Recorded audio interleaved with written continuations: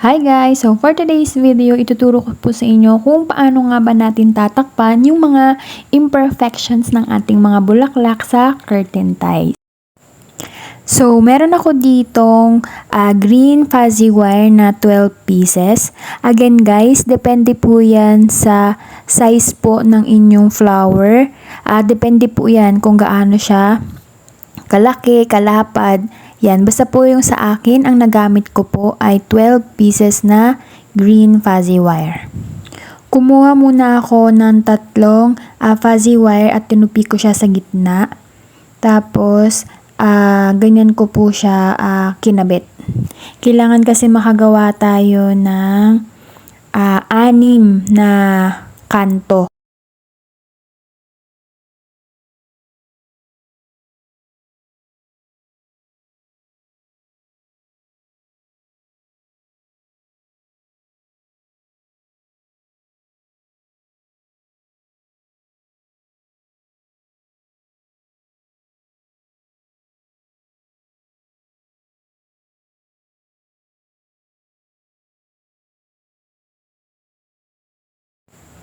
Ayan, so nakagawa na tayo ng 6 na base natin. After yan, kumuha ka ng isa pang fuzzy wire, tapos ikabit mo siya ng pangganyan. Ilak mo siya ng ilalim. Ayan, tapos ang magiging pattern yan guys, di ba nakaibabaw siya dun sa una, iilalim mo siya sa pangalawa. So sa pangatlo, pataas. Basta taas, baba, or ibabaw, ilalim, ibabaw, ilalim. Tapos pala guys, hindi siya dire-diretso ha. Bali kapag halimbawa yan, nakikita nyo dyan, kapag malapit ka na doon sa isa, yung sa pinakauna nating ang tawag dyan, base, ayan, yung tinuturo ko dyan. Ikot mo lang siya guys patong mo lang siya ng paganyan. Tapos, ibabalik mo siya. Kasi kapag tinuloy-tuloy mo siya guys, magpapatong siya, dodoble siya. Hindi siya magiging alternate. Kaya ibalik mo siya guys. Yan. Ganun pa rin. Taas, ilalim, taas, ilalim. Actually guys, para ka lang, kung alam po ninyong gumawa ng basket sa fuzzy wire, ayan, parang ganun lang po yung paggawa niyan. Ayan siya. So, narating na naman ulit yung dulo. Ipatong lang siya doon. Tapos, ibabalik mo siya ulit. Yan. Basta guys, alternate dapat siya. Tapos, medyo higpitan nyo yung yung pag-ikot nyo ng fuzzy wire. Yan, ganyan siya. Tapos, kapag naubos na yung isa nyong fuzzy wire, duduktungan nyo lang siya ulit ng another fuzzy wire. Para dire-diretso siya. So, yun guys, kung alam mong gumawa ng basket, ayan, kahit hindi mo natapusin yung video ko, follow nyo na lang po ako para updated kayo sa iba ko pa mga tutorial. Pero kung hindi ka pa nakagawa ng basket katulad ko, ayan, ganyan lang po yung paggawa niyan. Tuloy-tuloy lang siya guys, tapos, kapag ka nasukat mo na yung pinakataas nung flower mo, yan, pwede mo na siyang i-bend pataas yung mga base natin. Nang pag ganito guys, pakita ko sa inyo.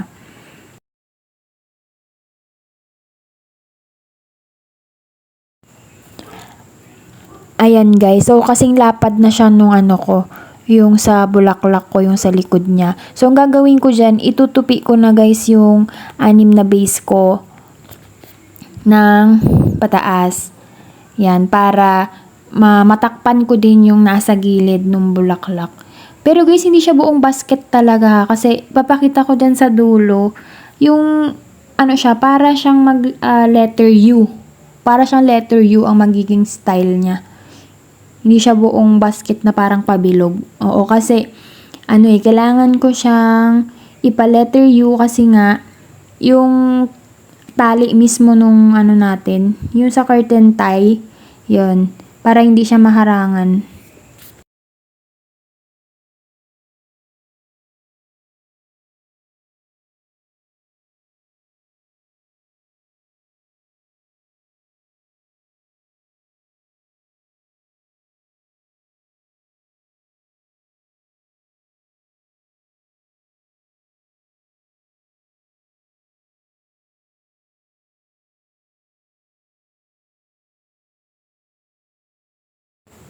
Ayan guys, so kung mapapansin nyo, ayan, diretso pa yung nagawa ko dyan. Siguro mga 3 to 5 layers pa yung nagawa kong layer niya, yung sa may gilid. Kasi ganyan kataas guys yung yung sa likod ng yung sa petals ng sunflower ko bago niya maabot yung magkabila ang dulo ng curtain tie. Ayan.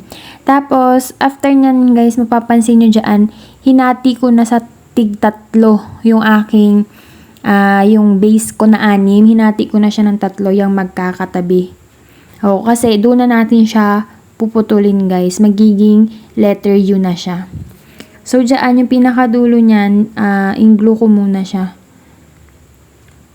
Ginlo ko siya guys dun sa loob para malak siya. Para hindi siya matastas.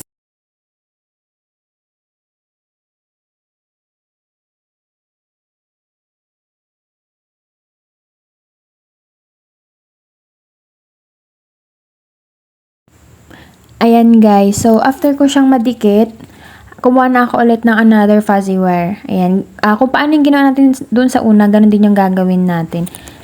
Ayan, tapos guys pala, yung pinakaunang-unang fuzzy wire na pinaglalakan natin dun sa una, dapat yun din yung nasa pinakadulo kapag hinati mo siya, wag siyang sa gitna, no? Kasi kapag sa gitna, pangit na siyang tignan. Kailangan nandito siya sa gilid. Ayan guys, yung itinuturo ko yan. Dapat yan yung nasa gilid. Wag nyo siyang igigitna para maganda siyang tignan. Tapos, dyan ka na rin magi-start ulit ng paglagay mo ng fuzzy wire. Ayan. Papaikot din natin siya guys. Alternate pa rin siya. Tapos, ibabalik mo lang. Ayan. Basta, sukatin nyo guys yung lapad dun sa likod ng nyo. Ng bulaklak nyo.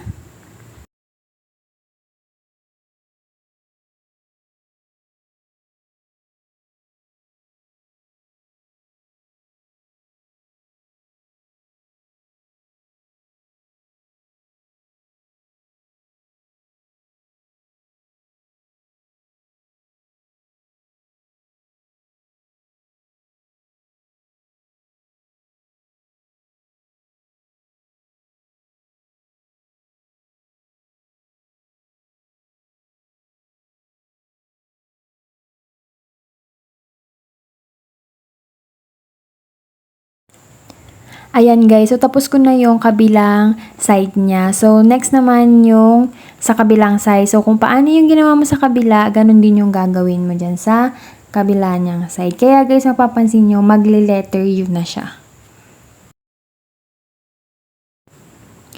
Ayan guys, so natapos ko na siya. Tapos, isusukat na natin siya doon sa ating sunflower.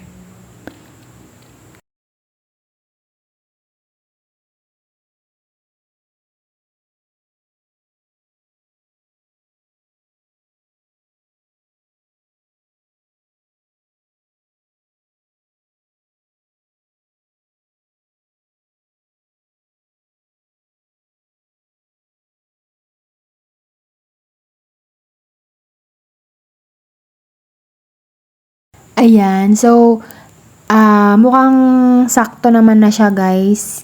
Hindi ko na siya dadagdagan. Ngayon, dahil dun sa may mga tira pang mga fuzzy wire, hindi ko siya gugupitin guys or ipapasok sa loob. Ang gagawin ko dyan, ilalak ko na lang siya ng pag ganito guys, pakita ko siya sa inyo.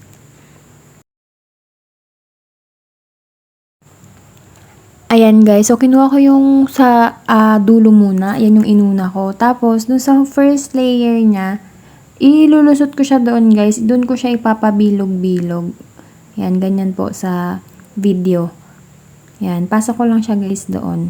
Hanggang sa maubos siya guys, para mag-lock siya, para hindi siya sasabog, and para hindi rin maaksaya sa glue. Ayan, di ba? Para lang din akong nagtatahi dyan. So, ganun din yung ginawa ko sa kabilang side. Hanggang sa maging ganito na guys yung kalalabasan niya.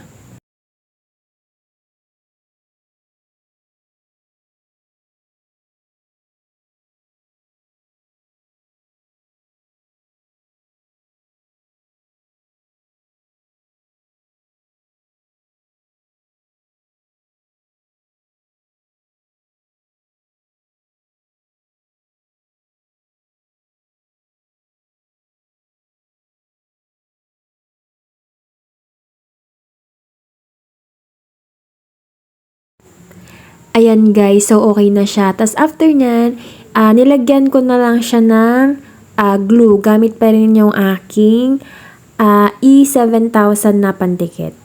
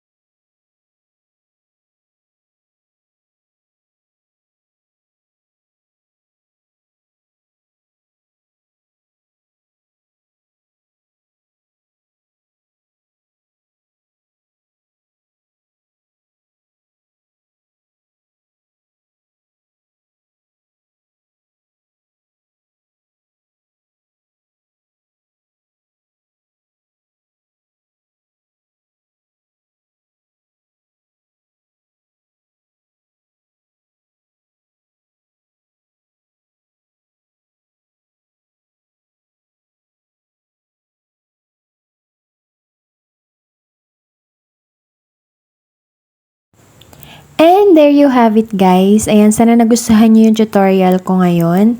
Ayan, di ba napakaganda niyan tignan, napakalinis. Ayan, so sana guys maka-follow kayo sa page ko para updated kayo sa mga susunod ko pang i-upload. Thank you guys!